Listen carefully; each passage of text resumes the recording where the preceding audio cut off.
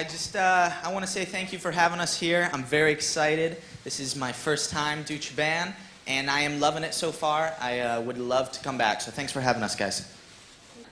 日本に来られてとても嬉しいです。Kristen has beaten me once again.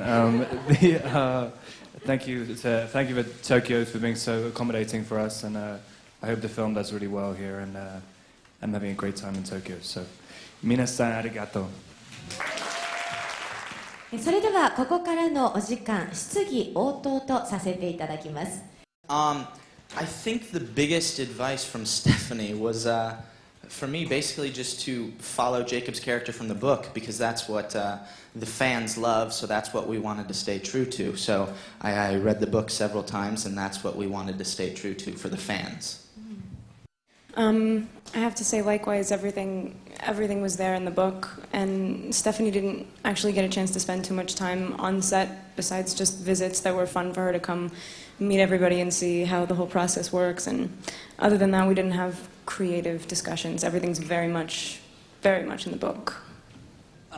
Yeah, I think Stephanie was very generous with allowing us to have free reign over her material. She just kind of she gave her approval at the beginning and basically let us do whatever we felt like doing, I guess, because it's a very different process, and she'd never really worked in film before and stuff, and she just allowed us to do our thing, so and everyone appreciated it, I think. I don't think there are too many common themes between them. I mean, I think that the major difference in Twilight and Harry Potter is Harry Potter is set over this entire fantastical universe, whereas Twilight is such an intimate story. I mean, it's only really about 3 people, until the later books anyway. There's very little mention of any of the fantasy lore or anything like that. No, I mean, yeah, I think it's much more about sexuality and sensuality as well, which is I don't think comes up that much in Harry Potter. But well, yeah, I did just kind of keep myself to myself, I guess. That was kind of my preparation, I guess. But did I ever want to talk to anyone? I don't know. I mean, no, not really. I just kind of no. I mean, it's quite nice. It's very difficult to get an opportunity to just close yourself away from everything for a long time, and yeah, it helps a lot with concentration. I mean, I did a lot of reading and stuff in that period, so and I actually really enjoyed it. I'm quite looking forward to doing it for New Moon as well. In terms of preparation, Bella wasn't a massive departure. It wasn't like I was playing a really distinct character that was far from myself. One thing that I wanted to be mindful of is I'm quite nervous and fidgety, and she has a much more steady energy than I do, which makes it much more interesting when she meets Edward and sort of is thrown off for a second. She's quite steady, and then all of a sudden she meets him, and it's like she doesn't know what to do with herself. And then just reading the book and spending time with this guy and getting on the same page about like what it feels like to touch a vampire and what they smell like and what I smell like how close do we have to be to feel each other's energy and things like that. We had to be on the same page for, but that's it. We just lived with the book. For me, a lot of the preparation came from just reading the book, because that's the source material. So that was a lot of the preparation. And also for me, Jacob's character is from the Quileute tribe.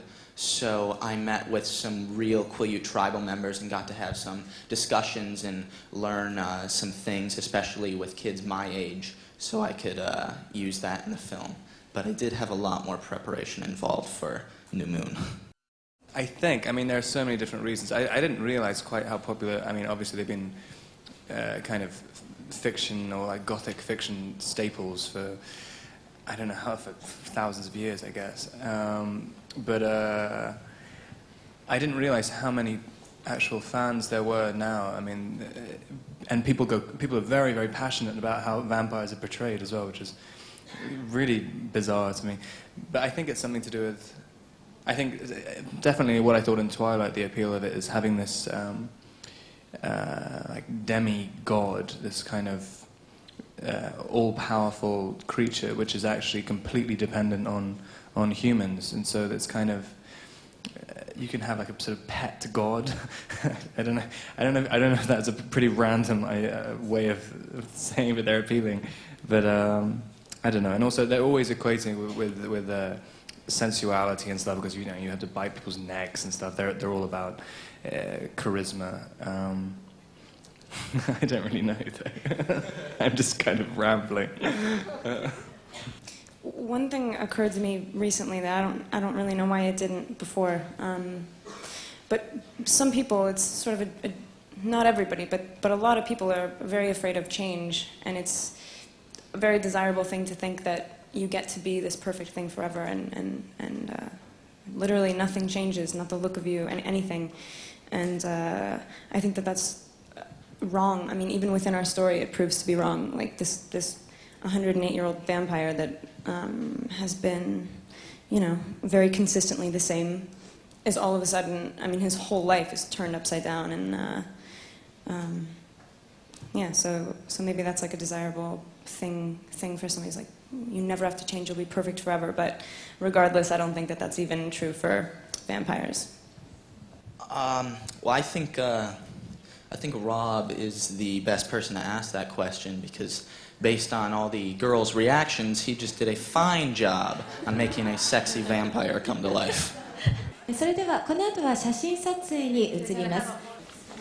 それではまずは中央の方から目線いただきます。Guys, would you please face to the center camera?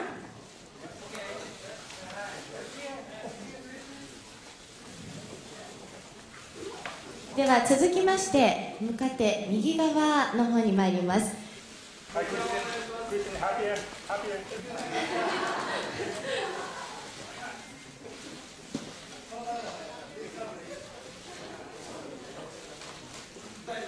ではこの後ムービーの撮影をさせていただきます。スチールカメラの皆様少々お待ちください。If